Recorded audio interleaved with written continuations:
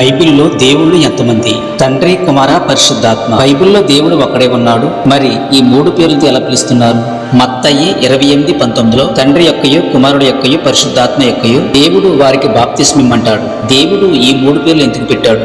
దేవుడు ఒక్కడా, ముగ్గురా? దీని గురించి సోషల్ మీడియాలో పెద్ద దుమారమే రేగింది. బైబిల్లో దేవుళ్ళు ఎంతమందో ఈ ప్రవచనం చదివి తెలుసుకుందాం.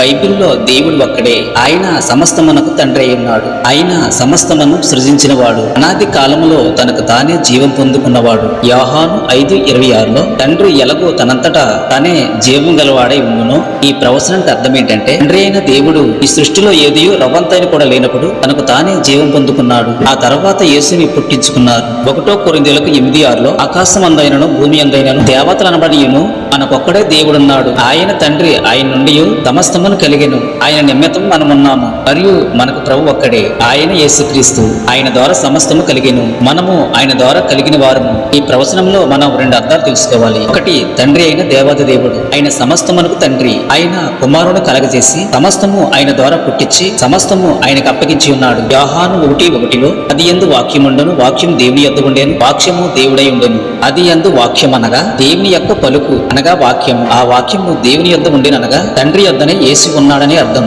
యేసే వాక్యము.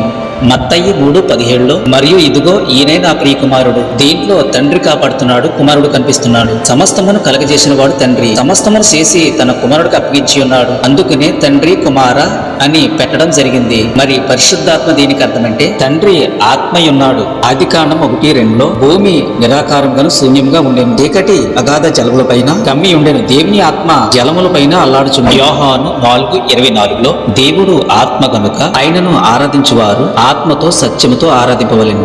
లోక 12:10 మనుసు కుమారుడి మీద వ్యతిరేకంగా ఒక మాట పలుకువానికి క్షమాపణ కలుగునుగా పరిశుద్ధాత్మను దూషించువానికి క్షమాపణ లేదు.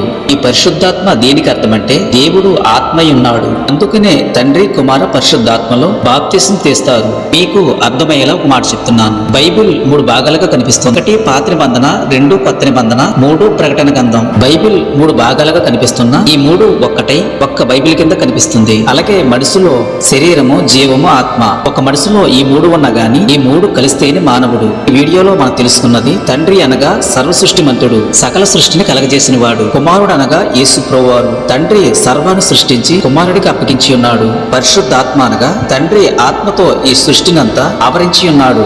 ఈ వీడియో మీకు అర్థమవుతే నాకు కామెంట్